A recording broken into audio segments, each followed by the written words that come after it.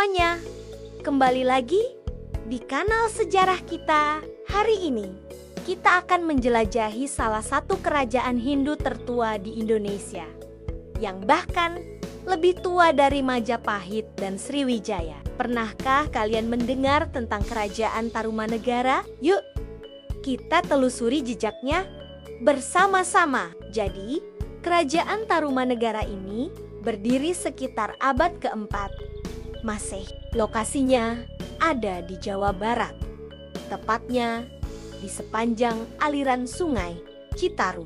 Nama Tarumanegara sendiri punya arti yang unik. Kata tarum merujuk pada sejenis tanaman yang bisa menghasilkan warna biru alami, sementara negara berarti kerajaan. Jadi, bisa dibilang ini adalah kerajaan penghasil warna biru. Kerajaan ini didirikan oleh seorang bangsawan dari India bernama Jayasingawarman. Beliau datang ke Nusantara, kemudian berhasil menyatukan berbagai wilayah di Jawa bagian barat dan mendirikan sebuah kerajaan bercorak Hindu yang kuat. Sejak saat itulah Tarumanegara menjadi pusat peradaban baru di tanah Pasundan. Nah, kalau kita bicara soal Tarumanegara, ada satu nama yang tidak bisa kita lupakan, yaitu Raja Purnawarman. Di bawah kepemimpinannya, Tarumanegara mencapai puncak kejayaannya. Raja Purnawarman dikenal sebagai pemimpin yang sangat bijaksana, kuat, dan peduli pada rakyatnya. Salah satu proyek fenomenal yang beliau gagas adalah pembangunan saluran air raksasa, yaitu Sungai Gomati. Kalian bayangkan, pada abad kelima, beliau sudah memikirkan sistem irigasi canggih. Saluran ini punya banyak sekali manfaat. Pertama, untuk mengairi sawah-sawah sehingga pertanian menjadi subur. Kedua, untuk mencegah banjir yang sering melanda wilayah tersebut. Hasilnya, hasil panen melimpah dan rakyat hidup makmur. Ini adalah bukti nyata betapa visionernya seorang Purnawarman. Dari mana kita tahu semua kisah hebat ini? Tentu saja dari bukti sejarah yang tak terbantahkan, yaitu prasasti. Ada banyak prasasti peninggalan Tarumanegara, seperti prasasti Tugu, prasasti kebun kopi, dan prasasti jambu. Semua prasasti ini ditulis dalam aksara Palawa dan bahasa Sanskerta. Isinya kebanyakan berupa pujian untuk Raja Purnawarman yang dianggap sebagai titisan Dewa Wisnu. Salah satu bukti paling ikonik adalah prasasti Ciaruteyun yang berisi ukiran sepasang telapak kaki Raja Purnawarman.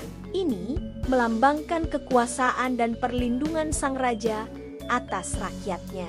Dari prasasti-prasasti ini juga kita tahu bahwa masyarakat Tarumanegara mayoritas menganut agama Hindu aliran Waisnawa atau memuja Dewa Wisnu. Kehidupan mereka sangat bergantung pada sektor pertanian, perdagangan, dan juga pelayaran.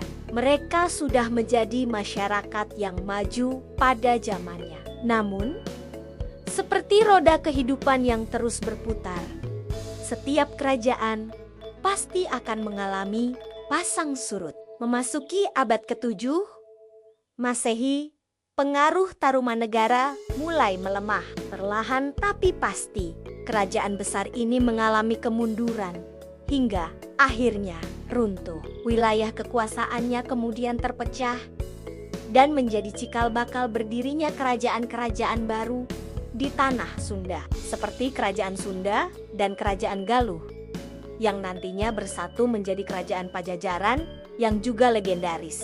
Meskipun Tarumanegara telah lama sirna, warisannya tetap hidup. Ia adalah bukti bahwa jauh sebelum kita mengenal Indonesia, nenek moyang kita telah mampu membangun peradaban yang agung dan maju. Kisah Raja Purnawarman dan rakyatnya menjadi inspirasi tentang kepemimpinan yang hebat dan kemakmuran yang bisa dicapai bersama. Itulah sepenggal kisah tentang berdirinya Kerajaan Tarumanegara. Semoga video ini bisa menambah wawasan kita semua tentang kekayaan, sejarah, bangsa. Jangan lupa untuk like, komen, dan subscribe agar kalian tidak ketinggalan cerita-cerita sejarah menarik lainnya dari kami. Terima kasih sudah menonton. Sampai jumpa di video berikutnya.